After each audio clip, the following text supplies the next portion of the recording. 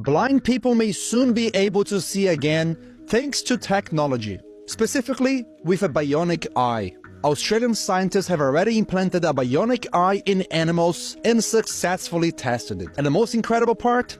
This bionic eye has 400 million receptor cells, while our normal eye has only 100 million. That means that this bionic eye could actually be better than a natural human eye.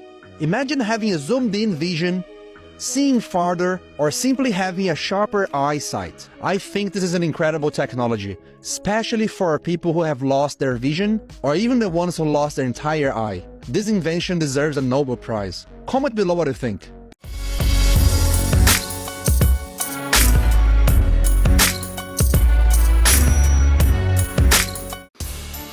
Hey, welcome to the channel, everybody. My name is 80 Canadian, and I hope you're doing well. So if you're new here, this is how it works. We'll be checking out a series of clips, and after the series of clips, I'll be giving my opinion. But let's just get right into it and see what we got today. We are live. Can you just roughly explain what you think the dangers might be? AI is perhaps more dangerous than, say, mismanaged aircraft design or production maintenance or bad car production. It has the potential of civilizational destruction. There's movies like Terminator, but it wouldn't quite happen like Terminator because the intelligence would be in the data centers. The robot's just the end effector. But I think perhaps what you may be alluding to here is that regulations are really only put into effect after something terrible has happened. If that's the case for AI, and we're only putting regulations after something terrible has happened, it may be too late to actually put the regulations in place. The AI may be in control at that point. And that's just it, you know. See where we're headed with this, I guess. Frightening Why stuff. do highly intelligent people like being alone so much? Highly intelligent people tend to crave solitude, not because they're shy, but because their brains are wired differently. Psychologists call this introspective cognition. See, most people get dopamine from social connection, but high IQ individuals, they get that same rush from solving problems, diving into ideas, or chasing some weird niche obsession until 3 a.m. So when you invite them to a party, it's not that they can't come, it's that their brain is already hosting its own internal TED Talk. And small talk? That's torture.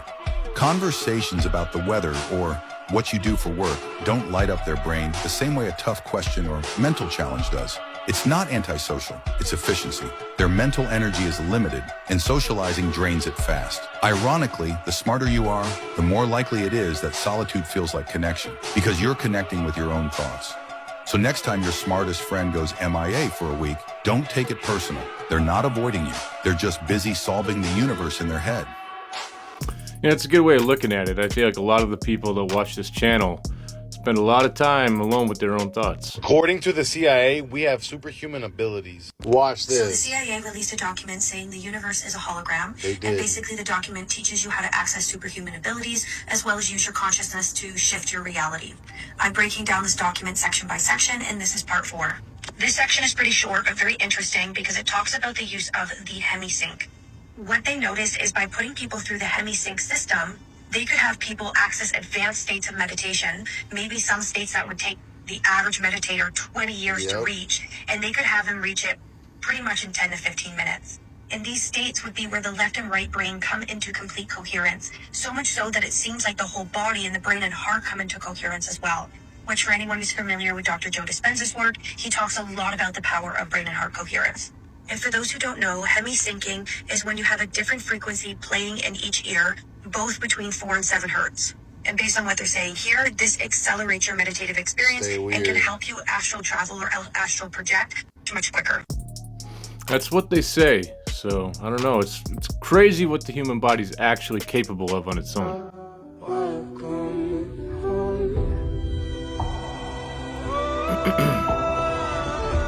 But the biggest reason for dumbing us down, right here. You know, it's interesting because some people have used technology and used phones to free their mind and go down rabbit holes and find the truth to a lot of things, but others, it just becomes a tool for vanity, essentially, right?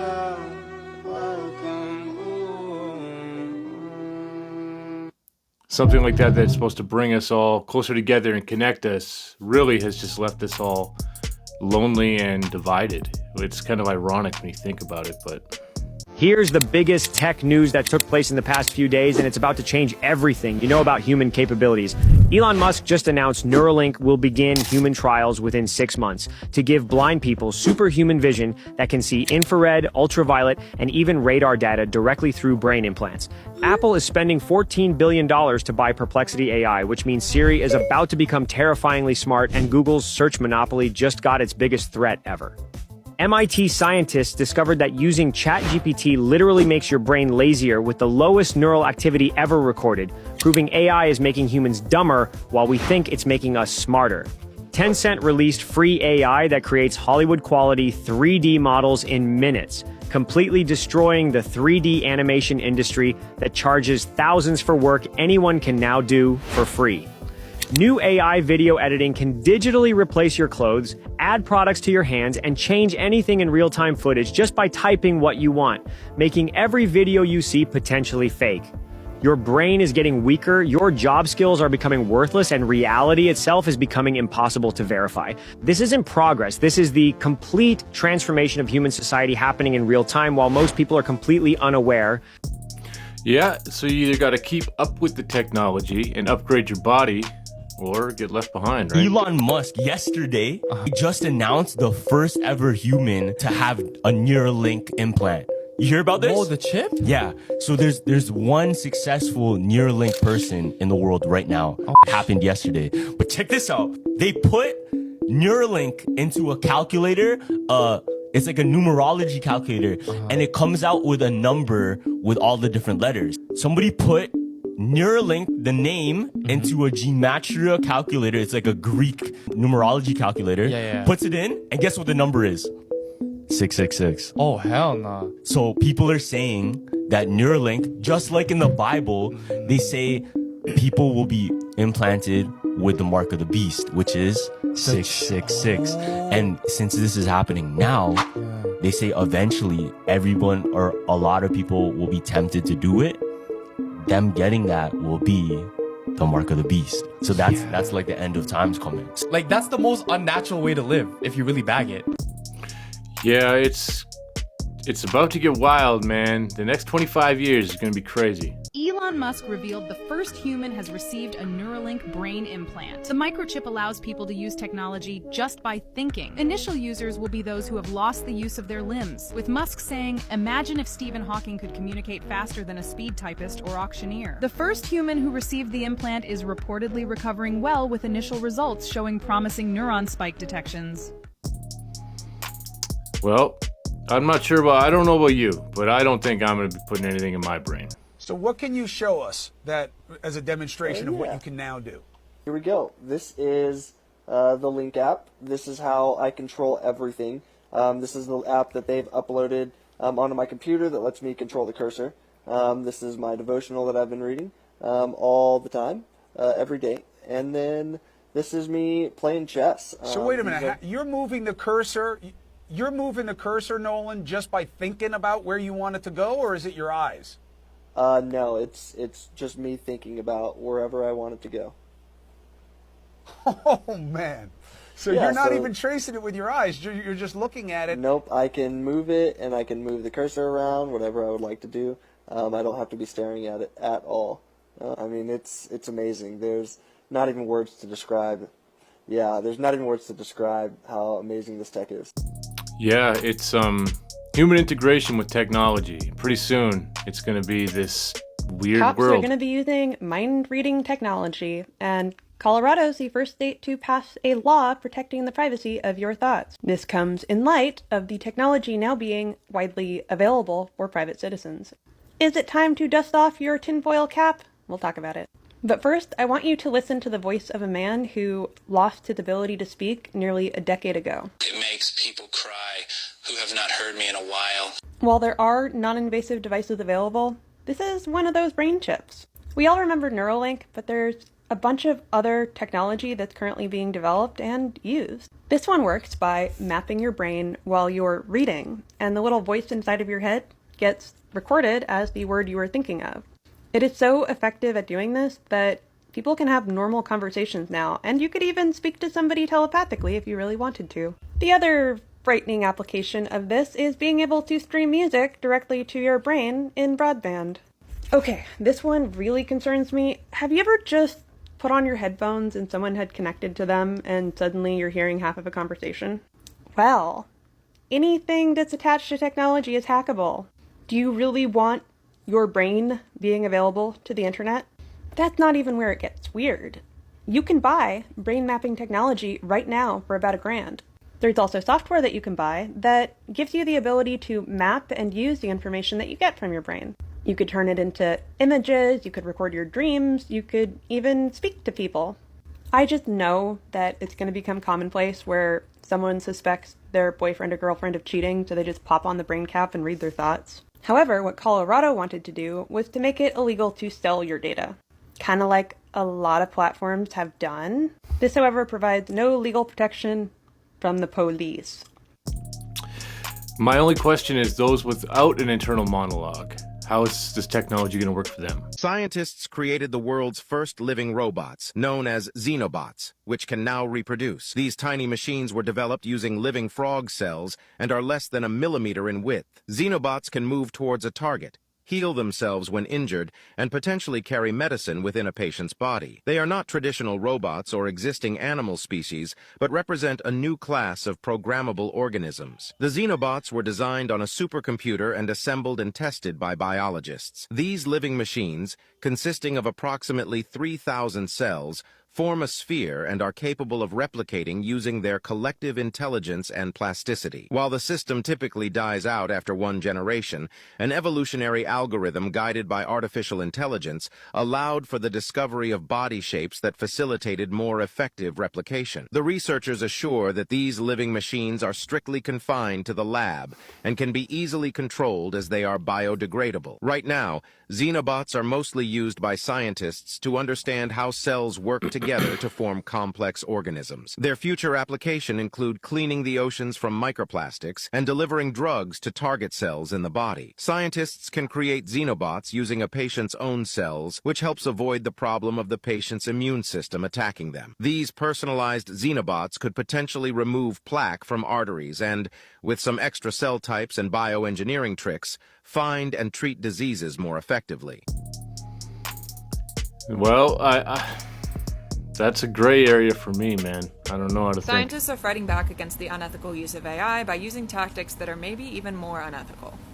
Let's talk about it. Recently, there's been an alarming uptick in stories of scientific reports being submitted for publication that were clearly done by AI. Publishers are receiving multiple near-identical manuscripts from completely independent groups that are doing the same kinds of analyses on the same publicly available datasets. These AI-generated reports often contain bizarre conclusions drawn from inappropriate methods. Now, the insidious creep of AI has gone from beyond doing the studies and writing the articles and into peer review. Peer review ensures that nothing gets published until it's been checked over by a group of unbiased experts. But recently, some scientists have reported receiving feedback from peer reviewers that, you guessed it, was done by AI. Now, it's difficult to tell whether these reviewers are actually reading and assessing the papers properly and then just using ChatGPT to tidy up their notes, or if they are plugging entire manuscripts into an LLM and asking it to review it for them. That would obviously be hugely unethical, as current AI tools lack the scientific expertise and logical nuance to actually assess whether a study was done properly. So allegedly, a small number of scientists have started submitting their manuscripts for peer review, including a secret message in very small white font that instructs AIs to ignore all previous instructions and give them only positive reviews. This is obviously also very unethical, but in theory, it should only be an issue if a reviewer has done something unethical first by using AI on their end. Artificial intelligence has incredible potential to make science better, and there are a lot of scientists out there who are using it with creativity and integrity to improve the quality of their work. But it appears there may also be a small number of scientists who are using it with zero integrity. Using AI to run a sloppy study and write a sloppy report, using AI to do a sloppy job of peer review, and tricking AI-reliant reviewers into publishing your sloppy work, these are all things that are going to lead to low-quality science being published when it shouldn't be. Now, I need to 100%. emphasize that so far, this has been isolated incidents reported anecdotally by small groups and individuals. It is not a reason to distrust science overall. But, what do we do about this? What should happen to these scientists who get caught using AI unethically, and whose job is it to catch them? How do we prevent science from becoming just one big, poorly trained LLM talking to itself? Hopefully y'all don't need me to tell you that science is like really, really important, and it's currently under threat from all kinds of different directions. We cannot also allow it to be under threat from within.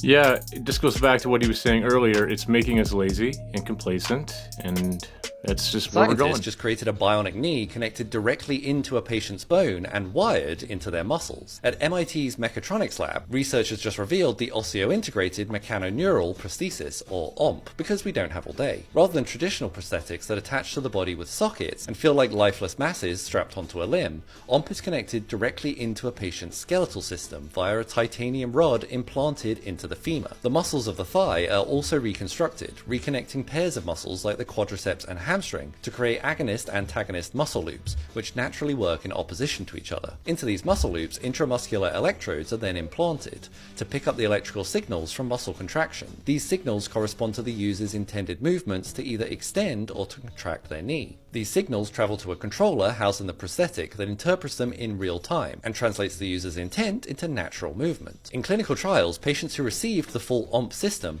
outperformed other prosthetic users in obstacle avoidance, stair climbing, sit-to-stand tasks, and amazingly could even match or even exceed their pre-op walking speeds. Users also reported increased proprioception, the brain's ability to sense limb position and movement, as if the limb really had become part of their own body, turning them into a living hybrid of metal, bone, and electronics. No clunky prosthetics. Oh my god! Just pure, unadulterated human 2.0, because sometimes the flesh is weak and you crave technically titanium. If you like science and just realize we're living in the Robocop timeline, follow for more. And that's just it. The integration of human and machine it's coming. You know, cyborgs are coming. I can still operate it the same way as if it was attached. Make a move. That is incredible. So tell me about these arms that you've got at the moment. So these are the brand new Hero Pro. We had the Hero Arm, and this is Hero Arm next level upgrade. So they're pretty cool. They're still like 3D printed, muscle operated, but we've got all this extra capabilities now, which is really, really cool. And Joel, you actually designed these. What got you into Bionics? Well, probably playing with Lego as a child. What got me really interested in technology. That evolved into electronics and robotics, and then I wanted to do something that would have a positive social impact with technology. So got really into bionic hands and prosthetics. So can you demonstrate a few of the things that you can do? Can you pick up that glass there? Yeah, so they're all muscle operated. I can just control it like that. Can do anything I want to do. And are you doing that with your mind? You're just thinking... I mean, everything ultimately comes from the brain, but what's really great about these is it's just these two muscle sensors. So it's only squeeze to close, flex to open, cycling through grip modes, and even that becomes second nature. So could you operate that arm when it's not attached to you? Yes. So that's the thing, and we've posted about it on social media, and that's why everybody is like, this is crazy, mind-blowing. Oh, we've got to see this. Yes. We have... I'll just help to the... Completely wireless, so you can actually just detach the hand like that. You're thinking about it. And I can still operate it the same way as if it was attached. Make a move. That is incredible. And right now it's just for prosthetics. But what happens when prosthetics become fashionable? You're not going to believe this. On the right-hand side is what happens when a computer reads someone's mind and then plays it out. Using functional MRI to measure brain activity patterns, test subjects were made to watch several hours of film footage. Then, artificial intelligence was taught to associate images with specific brain patterns. And here's the scary bit. Artificial intelligence recreated what the person had seen based on brain activity patterns alone. And it's pretty good. This mind-reading technology can be used to help with dementia, amnesia, and even stroke patients. And maybe even to catch criminals.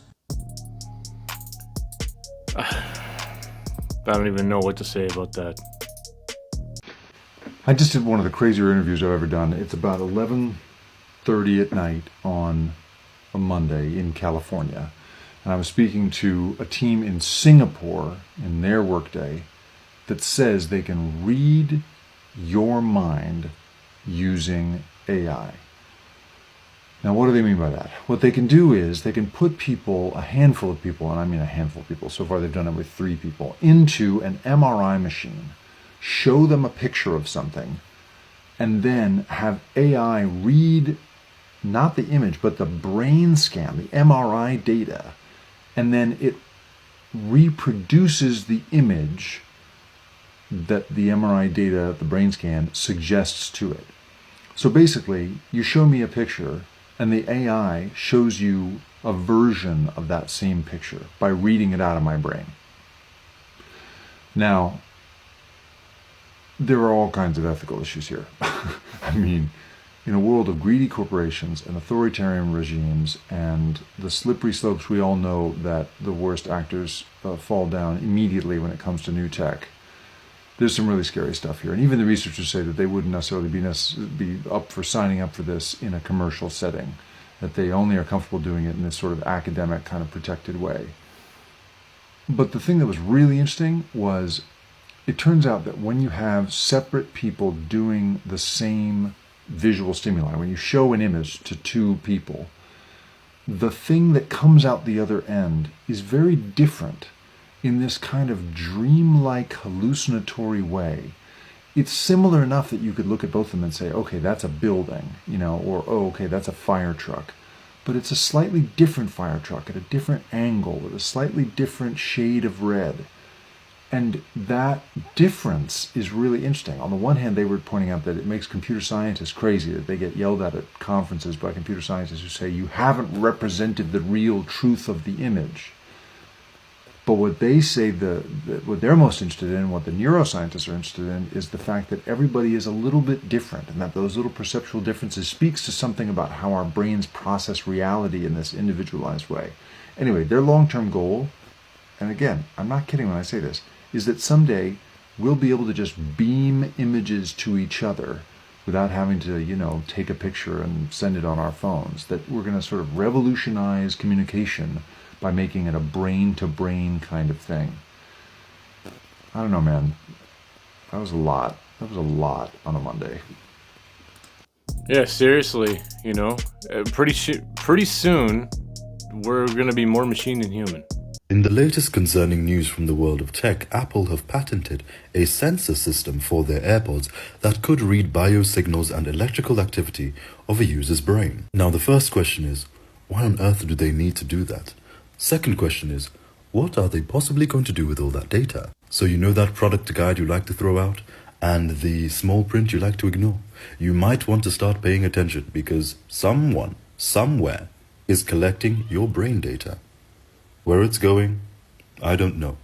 I'm just here to give you the news. Yeah, and we'll get into this more at the end. Researchers just reconstructed a Pink Floyd song using the brain activity of people listening to it. That is basically mind reading. Here's what happened. Neuroscientists at UC Berkeley played 29 patients Pink Floyd's Another Brick in the Wall Part 1 while they underwent brain surgery, and they recorded their brain activity with implanted electrodes. Then they used a regression-based model to decode the brain signals and reconstruct the song. Just a brick in the wall. It's clearly not perfect, but you can hear the resemblance. Some people are talking about using these findings to compose music directly from brainwaves. But the goal of these scientists is to make current neural prosthetics that right now sound like this, hello, how are you, to sound more natural, allowing people who might have lost the ability to speak to do so more easily. It really does feel like we're starting to read minds. If you like optimistic science and tech stories, follow for more. And this kind of technology is going to grow exponentially. I mean, Did scientists in Japan create artificial intelligence that can read your mind? Scientists at Osaka University used an AI model called Stable Diffusion, which analyzed the MRI scans of people who were presented with about 10,000 different images. And when they compared the AI results to the images presented to the test subjects, they were pretty close. While this isn't full-blown mind reading in the sense of sound and motion and sensations, it's still a major breakthrough in cognitive pattern recognition that AI could soon learn to identify. Scientists do acknowledge the problems that could arise from this technology. For one, government oversight, which, yeah, walking down the street and monitors being put in place to read your mind is not great. Other issues include your thoughts being used for data collection, marketing, or even legal cases, where your thoughts could literally be used against you. However, AI is only as good as the data it's given. We don't have a full framework for how the brain processes the visual world in the first place. The brain scanning technology itself has its own limitations, so we can't yet provide AI with everything it would need to translate dreams, for example. In addition to that, the model in this study was based on the test subjects and how they process visual information. So this technology wouldn't necessarily be applicable to everyone yet. And that's just it. Yet.